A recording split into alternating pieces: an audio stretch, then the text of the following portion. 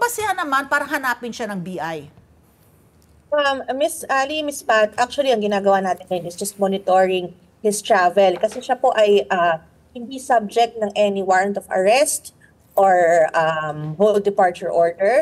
So wala pa rin pong nagbabar sa pag-alis ng bansa. Pero siya po ay nasa Immigration Lookout Bulletin.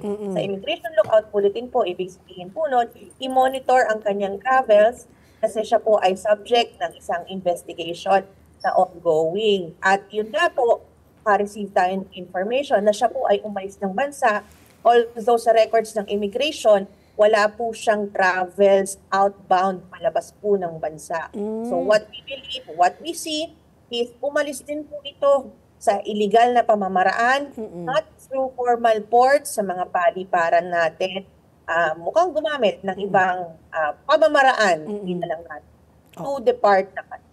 So Ms. Dana, kung sakaling makabalik na po si Attorney Harry Roque, siya ba ay may kasong hinaharap aside from itong mga POGO-related issues? Like if you're saying that he escaped through the back channels, pagbalik ba niya, meron ba kayong kaso, meron ba siyang kasong harapin dahil illegal ang pag-alis niya?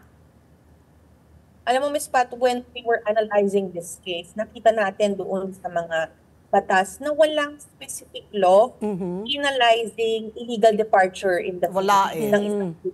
Walang specific law. Okay. So kung meron po, titingnan po natin doon sa case niya kasi maaari po merong ibang related laws na na-violate. Maaaring may falsification of public documents doon sa kanyang pasaporte. Pero posibleng may violation ng Passport Act doon po sa passport. But yung direct na ba na punitive action for illegal departures. Wala po yun sa ating batas. So tingin natin, kailangan din yan na pag-aralan ng ating mga lawmakers para maging isang big deterrent din dun sa illegal na paglabas ng bansa. But so far po, kay Attorney Harry Roque, sa records natin, wala pa po warrant of arrest of any sort. But from what we know po, doon sa mga ongoing cases, parang siya po ay pinapapunta sa Senado at sa Kongreso para humarap po doon sa ilang mga investigasyon na kanila pong ginagawa.